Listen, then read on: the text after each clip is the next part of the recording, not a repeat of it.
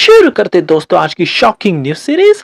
क्योंकि आज की सीरीज में मैं आपको ऐसी ऐसी न्यूज बताऊंगा जिन्हें सुनकर तो आप पूरी तरह से दंग रह जाओगे। भारत के पास जो पुराने हो रखे T-72 टैंक्स की फ्लीट थी ना, लग रहा है कि अब ये भारत फिर से रशिया को चिपकाने वाला है। फ्रांस की कंपनी डसॉल्ट अब ये अपनी बहुत बड़ी फैसिलिटी डालने जा रही है। यहाँ पर राफेल और मिराज 2000 जेट्स का सारा कुछ मेंटेनेंस किया जाएगा। नोएडा में ये पूरी फैसिलिटी होगी। एशिया का थर्ड मोस्ट पावरफुल कंट्री अब भारत बन चुका है और हमने रशिया और जापान दोनों को ओवरटेक कर दिया है।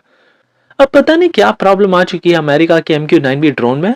पहले तो एक क्रैश हुआ था, अब फिर से क्रैश हो गया इंडिया के ओशन में। लिक्विड रोबोटिक्स जो कि एक बोइंग की कंपनी की सब्सिडरी कंपनी है, इन्होंने भारत की एक स्टार्टअप कंपनी इंडिया बेस्ड सागर डिफेंस इंजीनियरिंग प्राइवेट लिमिटेड के साथ टाइप कर लिया है और अब काफी अत्याधुनिक USV सिस्टम्स तैयार किए जाएंगे। क्या है ये सिस्टम, मैं आपको आगे डिटेल में बताऊंगा। और फाइनली अर्मेनिया अब भारत से प्रलय मिसाइल खरीदने के लिए भी तैयार है, अजरबैजान को सबक सिखाने के लिए। तो काफी इंटरेस्टिंग आज की सीरीज होगी, इसलिए प्लीज आप अंत तक देखिएगा। और साथ ही में अगर आप चैनल पर नए हैं प्लीज हमें सब्सक्राइब करना मत भूलिएगा, क्योंकि ऐसी अमेजिंग न्यूज सीरीज आप तक हम हर दिन पहुंचाते हैं। सो बिना वक्त गवाए बढ़ते हैं पहली खबर की तरफ से। तो वो आ रही है भारत के एजिंग T-72 टैंक की फ्लीट से।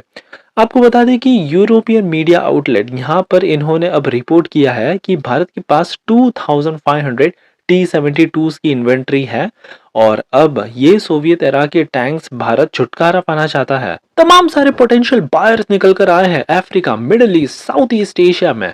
अब ऐसा नहीं है कि भारत ऐसे ही टैंक्स को बेच देगा, इनको मॉडर्नाइज सबसे पहले किया जाएगा। हमारी फैक्ट्री है एक अवाडी में यहाँ पर, और तब जाकर ये टैंक्स को बेचा जाएगा। लेकिन यहाँ पर पीछे से एक और खबर ये निकल कर आई है कि मोस्ट प्रोबेबली भारत ये सारे टैंक्स रशिया को भी बेच सकता है, क्योंकि यहाँ पर on going Russia Ukraine war के चलते ऑलरेडी रशिया शॉर्टेजेस में चल रहा है। ऐसे में अगर भारत ने ये T-72 की फ्लीट को पहुंचा दिया रशिया में, रशिया की यहाँ पर बहुत बड़ी हेल्प होगी और शायद रशिया ये उपकार कभी नहीं भूल पाएगा। और यही प्रेडिक्शन लगा रहा है यूरोपियन मीडिया भी। यहाँ पर वेस्टर्न मीडिया ने तो अपने कान खड़े कर लिए हैं। अगर ये सिचुएशन आती है तो ये बहुत ज्यादा पैरेलल होगा, क्योंकि हमने पास्ट में रशिया से तमाम सारे ऑयल एंड गैस ट्रेड भी किए हैं वेस्टर्न सैंक्शन के भी चलते। और अगर भारत ने ये 2500 टैंक्स की फ्लीट भेज दी रशिया को, तो साफ साफ हो जाएगा कि इस वॉर को भारत काफी हद तक सपोर्ट कर रहा है। ऐसा यूरोपियन और वेस्टर्न मीडिया का मानना है। हालांकि अब तो काफी देखने लायक होगा कि भारत क्या कूटनीति अपनाता है। क्या हम कोई रास्ता ढूंढ सकते हैं इसमें, ये अब फॉरेन मिनिस्टर डिसाइड करेगा। बढ़ते हमारी अगली खबर की तरफ से। तो डसॉल्ट की तरफ से बहुत बड़ी खुशखबरी आ रही है।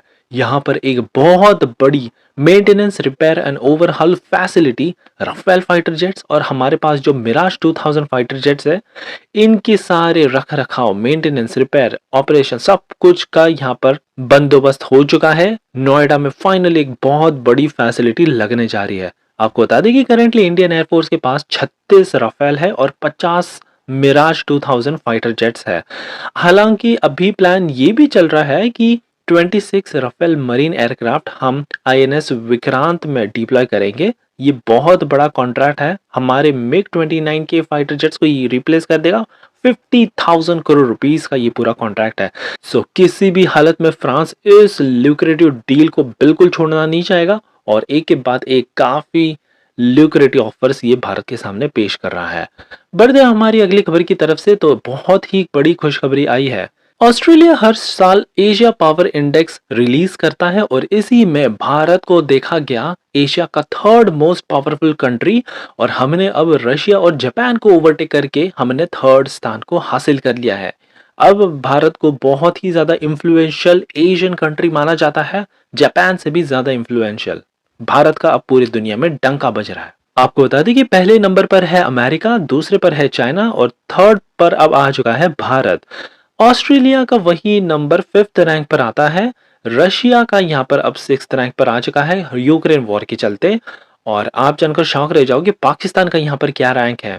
इनका रैंक तो काफी घटिया है, 16th पोजीशन पर यह है। हमारी अगली खबर अमेरिका के खराब MQ-9B प्रेडेटर ड्रोन की तरफ से आ रही है। पहले एक ड्रोन क्रैश हुआ था और अब फिर से चेन्नई के कोस्ट में एक ड्रोन क्रैश कर गया। यहाँ पर एक बहुत ही बड़ी शॉकिंग खबर आ रही है। यहाँ पर अमेरिकन फर्म जनरल एटॉमिक्स की तरफ से अभी तक कोई सफाई तो नहीं आई है, लेकिन ये लीज किया गया था तो इसको रिप्लेस कर दिया जाएगा अमेरिकन फर्म की तरफ से, ये सुनिश्चित कर लिया गया है। 2020 में हमने ये एग्रीमेंट साइन किया था और रैंडमली फिर इंडिया कंडक्ट करता है इसकी टेस्टिंग फ्लाइट के दौरान ये क्रैश कर गया अनफॉर्चुनेटली।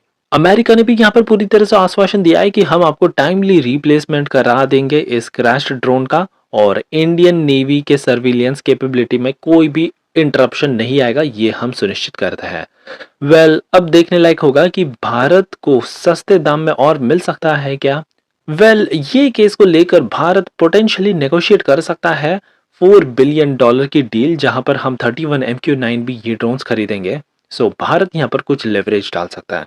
बढ़ते हमारी अगली खबर की तरफ से, तो बोइंग जो अमेरिका की सबसे बड़ी कंपनी है, इनकी एक फर्म है लिक्विड रोबोटिक्स। इन्होंने अब भारत की एक कंपनी इंडिया बेस्ड सागर डिफेंस इंजीनियरिंग प्राइवेट लिमिटेड के साथ पार्टनरशिप कर ली है और अब दोनों कंपनी मिलकर डेवलप करेंगे अनक्रूड सरफेस व्हीकल सिस्टम।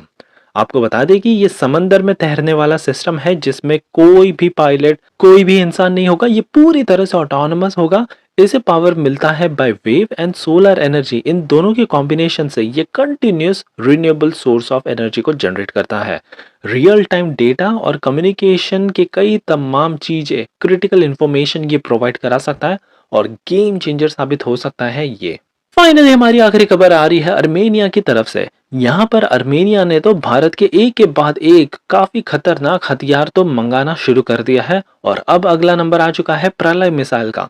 वैसे आपको बता दें कि भारत लीगली तो प्रलय मिसाइल इनको एक्सपोर्ट नहीं कर सकता, क्योंकि हम मेंबर है of missile technology control regime, जिसके अंतर्गत कोई भी मिसाइल 300 किलोमीटर से ज्यादा की रेंज है या फिर 500 केजी से ज्यादा भारी है, वो भारत नहीं बेच सकता।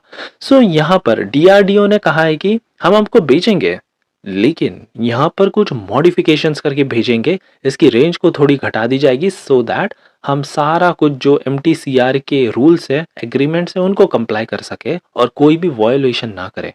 अर्मेनिया का दुश्मन दैट मीन्स अजरबैजान, इन्होंने इसराइल का LORA long range surface to surface missile system खरीदा था, तो इसी को ही काटे का जवाब देना चाहता है अर्मेनिया भारत के इस प्रलय मिसाइल कैपेबिलिटी के साथ। ये थी हमारी काफी exciting news series. I hope कि आपको ये सीरीज पसंद आई हो, और अगर हाँ तो प्लीज हमको एक लाइक करना मत भूलिएगा, थोड़ा सा आपका छोटा सपोर्ट दिखाने के लिए।